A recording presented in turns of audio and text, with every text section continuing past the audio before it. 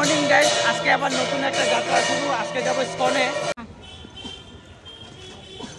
দেখো রাস্তা কি অবস্থা, মেকআপ শুরু রাস্তা। আরে মেকআপ করতেই পারিনি, শাড়ি পরে দৌড়াইছি।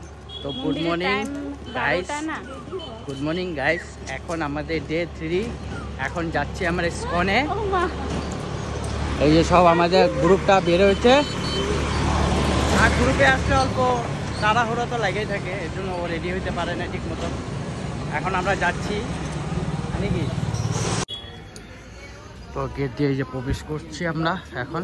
কোন মন্দির এটা, কি মন্দির এটা দেখি এখানে লেখা আছে।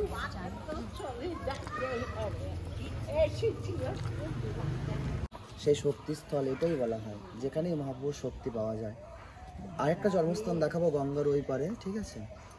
আগে এটা দর্শন করো, দর্শন হলে আসো, আমার সঙ্গে সঙ্গে দেরি করো। গাছ এখানে বেশিরভাগ জায়গায় মোবাইল অ্যালাউ নাই, একদম সাইলেন্টলি দেখা যাচ্ছে কিছু কিছু শর্ট। আমরা যাচ্ছি মায়াপুর, এখন যাচ্ছি মায়াপুর, যে আমার ছেলে।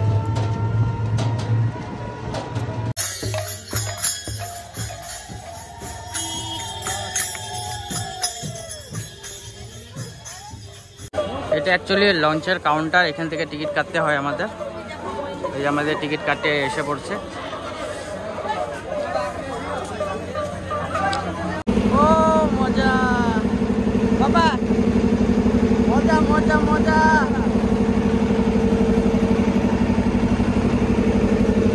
এই যে বেনারসে ফ্রিতে পাইতেছি এখানে, হ্যাঁ বেনারসে ফ্রিতে পাইতেছি। ওই যে মন্দির, ইসকন মন্দির সামনে একদম।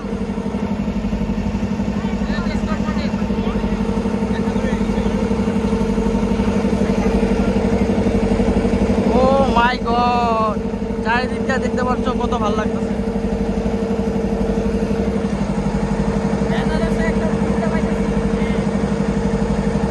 ওই সাইডটা অ্যাকচুয়ালি যমুনা, এই সাইডটা গঙ্গা। আইসা পড়ছে এখন ঘাটে, এখন নামবো আমরা, সবাই নামছে। নেমে যাই, আবার আসবো আসার সময়, এবারে আবার আসতে লাগবে।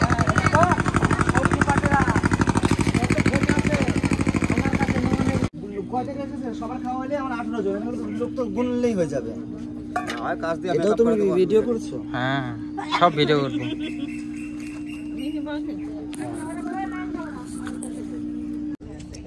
একটু ফুল খাইনি, গলাটার বিরিয়ানি। সবাই খাচ্ছে, আমরাও খাচ্ছি।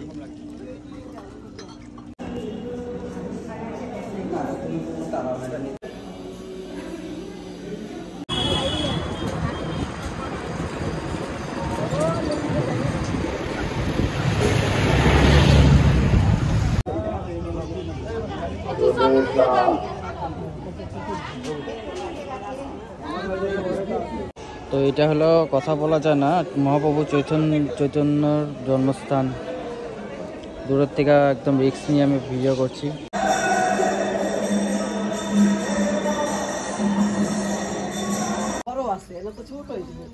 ছোট ছোট মাছ না, কি মাছ এগুলা,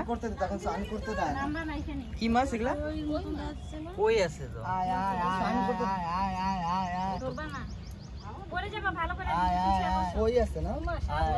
তেলাপিয়া। তেলাপিয়া কি মাছ? তেলাপিয়া আমি জানি না, আমি মাছ চিনি না। তেলাপিয়া, ওই যে তেলাপিয়া। কোথায় সাপ?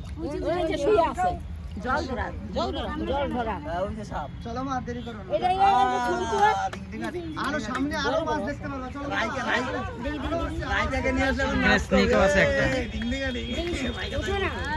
এই যে সাপটা গেল। বাবা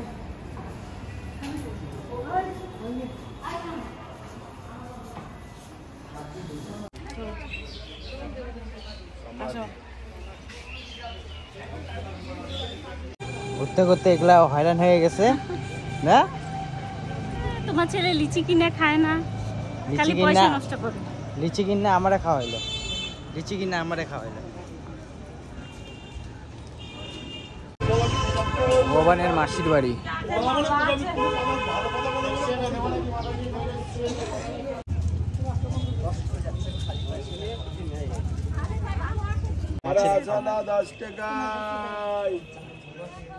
শোল মাছ দেখো কত বড় বড়, এই যে হাতে আমার হাতের সাইজ দেখো কত বড় বড় আছে।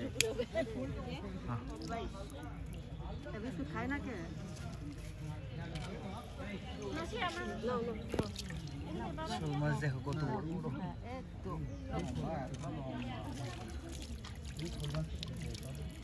মামাকে দাও। এটা যে চড়ক পূজা করার সময় যে মাছটা কাজে লাগে সেটাই না।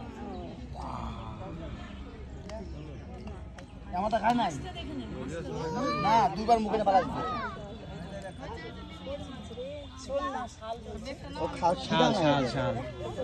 জয় শ্রী রাধে, এনে খা।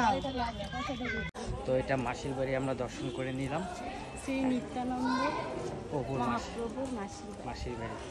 তো এখন যাব আমরা স্কনের দিকে নাকি না আরো মন্দির আছে? আমি তো জানি না, এদিকে আরো যাচ্ছি দেখি আর কি মন্দির আছে। 60 বহুত পা রাখা যাচ্ছে না পাকাতে, এত গরম। ঠোসা করতে পারে আপনার পায়ে, এজন্যই। আগে শোল মাছটা দেখলাম, এটা কি কুণ্ড ছিল? ওটা শ্যামকুণ্ড। এখন যেটা দেখবো এটা রাধাকুণ্ড। এটা রাধাকুণ্ড। যতটুকু পারছি আর কি দেখানোর, দেখা যাচ্ছে আর কি। বেশিরভাগ জায়গায় ক্যামেরা অ্যালাও নাই, মোবাইল অ্যালাও নাই।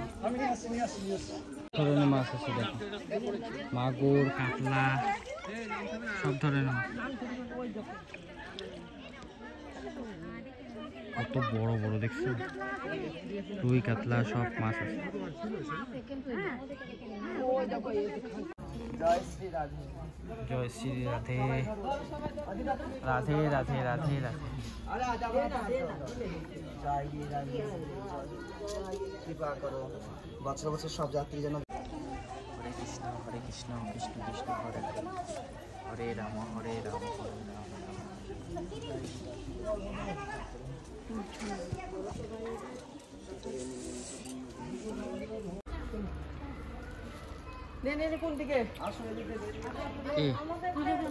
হ্যাঁ কি ফটো? এখানে ভগবান আছে, ভগবানের সামনে ফটো তুলতে হবে। মারটা তুলে দাও।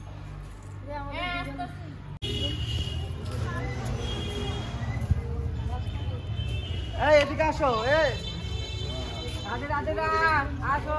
নিজে কাকে দিয়েছিলেন? চাঁদ কাজী নামক ওই মুসলিম ভদ্রলোককে মৃত্যুর পরে নিজে হাতে মাটি দিয়ে সমাধি দিয়েছিলেন।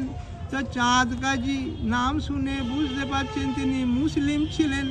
তাহলে মহাপ্রভু কেন ওই মুসলিম ভদ্রলোককে মৃত্যুর পরে সমাধি দিলেন? তার উত্তরে বলেছেন, চাঁদ কাজী মুসলিম হওয়া সত্ত্বেও মহাপ্রভুর ভক্ত এবং শিষ্য হয়েছিলেন, তাই মহাপ্রভু চাঁদ কাজীকে মৃত্যুর পরে নিজে হাতে মাটি দিয়ে সমাধি দিয়েছিলেন। তো চাঁদ কাজী কে ছিলেন? ভাগবতে বিশ্বাসী হলে ভাগবতে বলেছেন চাঁদ কাজী ছিলেন দাপর যুগে মথুরার রাজা কংস মহারাজ। সেই কংস মহারাজের দৈববাণী ছিল কৃষ্ণ ভগবানের হাতে ওনার মৃত্যু হবে। তাই মৃত্যু ভয়ে ভীত হয়ে কংস মহারাজ কৃষ্ণ ভগবানকে মেরে ফেলার জন্য অঘাসুর, বকাসুর, চীনাবর্ত, পুতনা, শকটাসুর এই সমস্ত অসুরদের দ্বারা কৃষ্ণ ভগবানকে মেরে ফেলার চক্রান্ত করেছিল, যেটা টিভির পর্দায় দেখে থাকবেন। কিন্তু ভগবানের ক্ষতি করা মানুষের অসাধ্য ব্যাপার, তাই কংস মহারাজ কৃষ্ণ ভগবানের কোনো ক্ষতি করতে পারেনি। তখন কৃষ্ণ ভগবান কংস মহারাজকে বলেছিলেন, সম্পর্কে তুমি তো আমার মামা হও, তথাপিও চিনতে না পেরে মেরে ফেলার চক্রান্ত করলে। কি করে মামা হলো? দৈবকীর দাদা হলেন কংস, আর দৈবকীর পুত্র কামনা পূর্ণ করার জন্য স্বয়ং কৃষ্ণ ভগবান কংসেরই কারাগারে পুত্ররূপে আবির্ভূত হয়েছিলেন, যেটা টিভির পর্দায় দেখেছেন। তাহলে সম্পর্কে মামা ভাগ্নে হলো, তথাপিও চিনতে না। মহাপ্রভু শ্রী চৈতন্য না গাছটা আর গাছটা বয়স কত? 525 বছর। 25 হইলো এই এই বছর। ভাবা যায় 500 বছর পুরনো এই গাছ। শ্রী চৈতন্য মহাপ্রভু সে চাঁদ গাজিরে এখানে সমাধি দিছিল। তখন সমাধি দেওয়ার সময় তখন এই গাছটা লাগাইছিল, মানে সারা জীবন মানে যেন ও সমাধির উপরে এই ফুলটা পড়তে থাকে। আর এই গাছটা হলো এই জগন্নাথ মন্দির।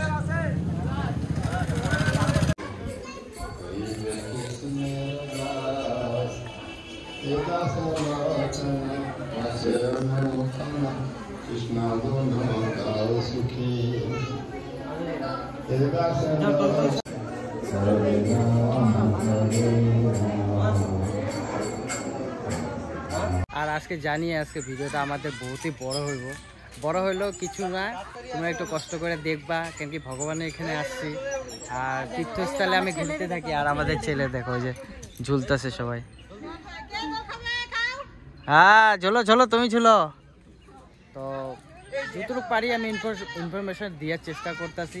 এখানে না মেন কথা ভিতরে না মোবাইল অ্যালাউ নেই, একদম কোনো জায়গায় অ্যালাউ নেই। আমি যেটুকু ভিডিও করতেছি না পুরো লুকা ভিডিও করতেছি, উপায় নেই, তোমাদের কাছে ভিডিও তো দেখাইতে লাগবো না, উপায় নেই। আর আমরা টোটো নিলাম, টোটো পার হেড আমাদের কত করে পড়লো? 50 টাকা পার হেড করে পড়লো। আমি রিকমেন্ড করবো যে টোটো নিয়ে আসতে ভালোভাবে ঘোরা টুরা যায়।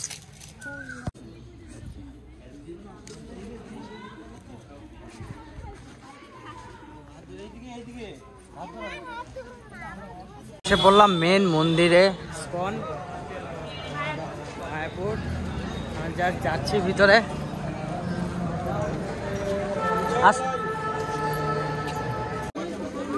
ইসকন মন্দিরে প্রসাদের কুপন 50 টাকা করে, 1টা থেকে 2টার ভিতরে দিবে। জাস্ট এন্ট্রি নিয়ে নিলাম, এখন যাচ্ছি ভিতর দিকে। দেখো না কত সুন্দর একটা নাজারা, কত বড় ইসকন মন্দিরটা। তোমার তো ফার্স্ট টাইম, আমি আসছি আগেও, তখন এরকম ছিল না এতটা ডেভেলপ। ভাষায় প্রকাশ করা যাবে না, আপনারা যদি না আসেন তাহলে বুঝতে পারবেন। আর গরমটা কিন্তু প্রচুর, 50 আপ, 57, 60 আরো 57, 60 আরো।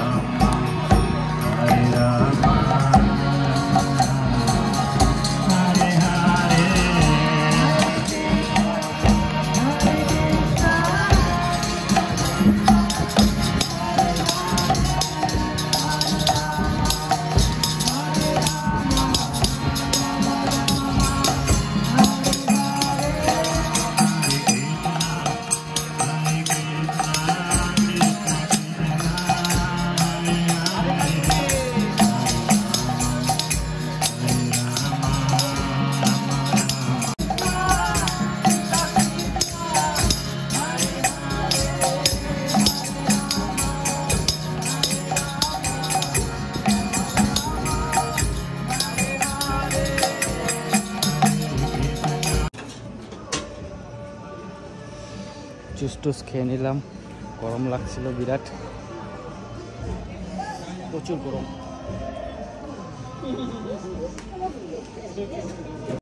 তো গাইস আমাদের সামনে দেখো কত সামনে ইসকন মন্দির, আর আমি এখন ঘাসে শুয়ে অল্প রেস্ট নিচ্ছি। এখানে ফিলটাই অন্যরকম, না আসলে বুঝতে পারবো না বড় ঠাকুরকে, তারপর দেখবো মনটা অন্যরকমই লেগে যাবে।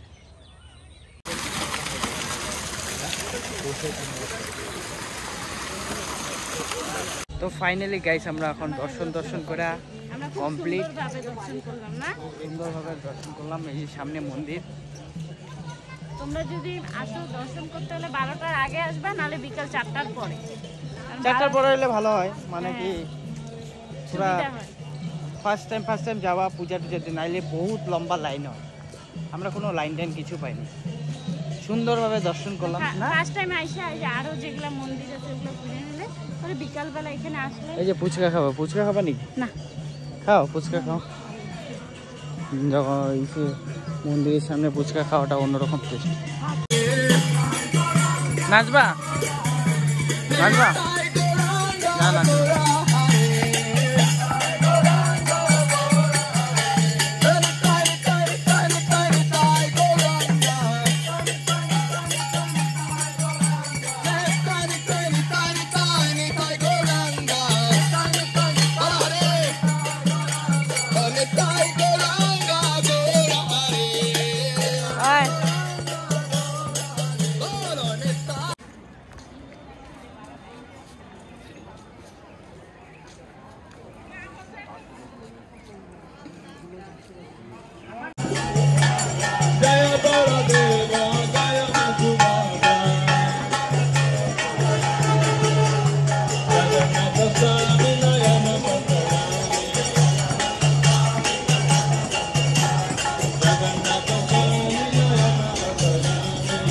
ইস্কনকে বাই বাই দিয়ে এখন যাচ্ছি, আমরা বেরো যাচ্ছি।